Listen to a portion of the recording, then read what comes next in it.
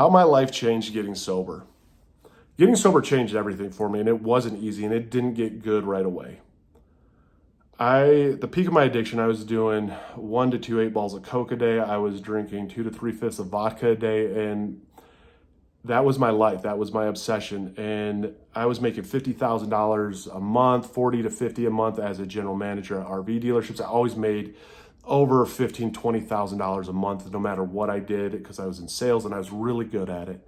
And you know what? That sounds amazing. And all this money and all this drugs and hookers and sex, but it's lonely. You burn your life down. You ruin everything. You ruin relationships. You lose everyone in your life, and you become lonely as hell. And I want to share what it was like just getting sober. If you're new to the channel, hit the like and subscribe button. What's up, guys? My name is Eric, and I'm a recovering cocaine and alcoholic addict. I've been through a lot in life, and my addiction really took off hardcore, especially after my wife committed suicide in 2015. And I became just obsessed with just numbing the pain, numbing everything. And I finally got sober on 7/25/17, and I got sober because I lost my job. My wife found out I was cheating on her with a bunch of other people.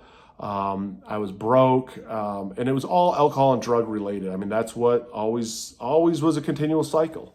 And I was lying in bed, bawling my eyes out, saying that I need to stop this, and I need to stop the insanity. And the only common denominator I could find in this little moment of clarity was the fact that I just always used Coke and alcohol. I'm like, man, I need to cut this out. So the next day, I decided to tell everybody I'm a Coke and alcoholic addict. I first told them all I was alcoholic.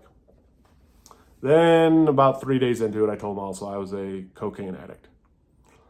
And you know, everyone's trying to tell me how to get sober and how to do this and all. And I'm struggling. I don't have a job right now at this time. I need to find a job. I ended up getting a job offer as a manager at a dealership. And I'm just like, fuck, okay, like I got a job. Like, what do I do though? Like, how do I change all this and fix, like, what do I do? And I was so focused on just getting sober, and people just kept saying, go to meetings, go to meetings. And I found a meeting in Huntington Beach, and I went to that meeting, and it was the weirdest thing ever. I hated it. I sat in the back, didn't raise my hand, but I did go up and get a 24-hour chip. And I've been to these meetings before because I've tried to get sober since I was like 23. And I finally, I started going through just this little bit of a process with it. And it became one hell of an adventure because it did not change overnight. I mean, it literally didn't. I will say this, what I noticed in the first like 3 months of being sober is, yeah, I had more money. I had a lot more clarity. Went through a lot of physical withdrawals of just the shaking and all that. And once that all left, luckily I had a job, so I didn't get super bored, but I did deal with a lot with boredom. So I started trying to find other activities, started really going to NA and AA, but I never dealt with my dad's suicide. I never dealt with my wife's suicide, any of this trauma that I ever had. I'm in a marriage where, yeah, I had a hot wife, but dude, we were not compatible whatsoever. And for the next like 3 years, man, until like 2020, I just kind of went through the motions, and I found social media, and I built koi ponds, and I did all right. Like I was always financially okay enough just to get by. And it was a fight and a struggle. And I started really wanting to work on myself. I wanted to work on my health and start getting healthier.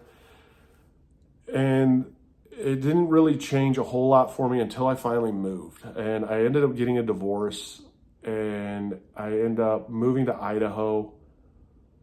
And that was another huge factor in my sobriety, was literally changing my location, starting afresh. And I don't think that it's anything wrong with starting fresh and starting new.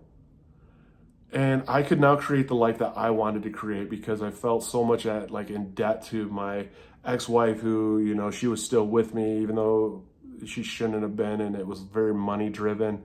I hated my life there. And so like moving and stuff was like, this was my life now. And I finally got to write my story. And I can say this, like the last 3 years have been amazing. I moved, had nothing. I packed up all my shit in a truck. And if you go through some of my videos, I share a lot about this, like back in 2020. I move up here. Like I find an apartment with one of my employees. I move in this 2-bedroom. I'm sleeping on an air mattress when I first moved up here because I literally didn't take shit with me. And I'm a general manager of an RV dealership. I'm a rep at the same time. So now all of a sudden money isn't an issue. And I didn't find these jobs just per chance. It was I had the abilities and the skills, and not being drunk. I had the ability to make clear decisions. And so I made the decision to move up here, which was definitely one of the best decisions. I get up here and, okay, great. I have my successful business side of life taken care of. Never dealt with any of the mental side of it. And also I'm single now and I'm going through a divorce, start dating and stuff and realize that, man, like women like me, people like me, like I'm a good person. I did build some self-worth off of that. And I end up meeting my wife who's with me now, but we become just good friends. We're friends with benefits, went our separate ways, got back together.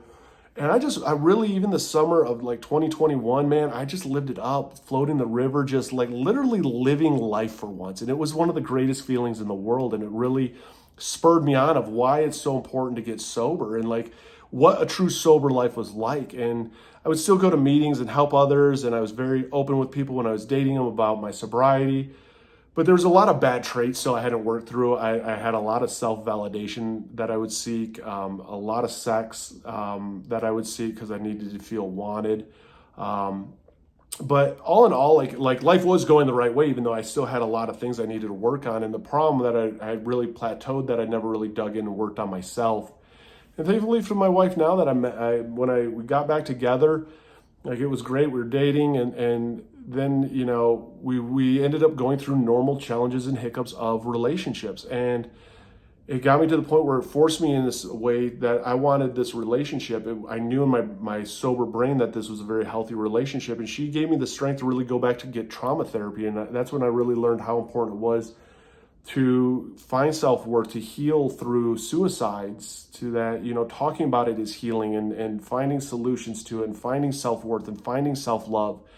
And once I really found self-worth and self-love, that turned me into even more of a better person. And then watching our life together from living in a condo to now, you know, having a beautiful house in Boise, that's bigger than what we even need. That's just ginormous. That, you know, having 2 vehicles and we don't worry about food on the table, to creating a business all of a sudden with her that is very successful. And we've had the struggles with business and stuff. But even that of dealing with it sober, it's like there's nothing that you can't overcome. And I mean, I went from all what seemed like the best life of just sex and money and drugs, that was horrible nightmare, burn that all down to the ground, to trying to find my way. And that's the thing, I really found that getting sober, it's not overnight. And I always wanted like quick and fast results. And it took me 6 years. And I can say in 6 years, the results that I've seen in sobriety is beautiful house, 2 wonderful kids that are my bonus kids in my life, a great wife, a sleep number bed that I love and I sleep wonderful in every night. I have this beautiful house, great career. I work from home and my schedule is my schedule. I get to float the river. I get to do all these different events with my wife's business together. I get to help promote my wife's business and I get to mow the grass and go out in the yard and have campfires and go floating on the river and tons of friends. And it was all of a process. And that's the thing, is like we want it to be fixed overnight, and we didn't become an addict and we didn't ruin our life overnight. We ruined our life in a process. But ultimately in the end, like I look back now and I would not trade my life for anything. And it really took me a long time to realize how many different areas of life I had to heal in, and how much therapy played a role, how much goals play a role, how much AA plays a role, how much, you know, toxic relationship plays a role. So much stuff plays a role. And to unwind this huge mess of ball that we create, it doesn't happen. It doesn't happen overnight. It takes a lot of time, and that's okay. And I mean, for the ones out there struggling, that's why I share. If you haven't hit the like and follow button, hit the like and follow button, comment down below. Because the more that we share, the more that it helps people know that they're not alone. I have links down below to NA and AA. They're great resources. And it just being around people who are sober, knowing that it does get better, and everybody's time is different. How everybody gets sober is different. But it's all about not giving up. It's all about pushing forward, and it's all about just living that best life. And when you're sober in a clear head, you're able to make the right decisions for you for once, and nothing else impacting that. So for the one out there struggling, is it worth it? Absolutely it is. So don't give up.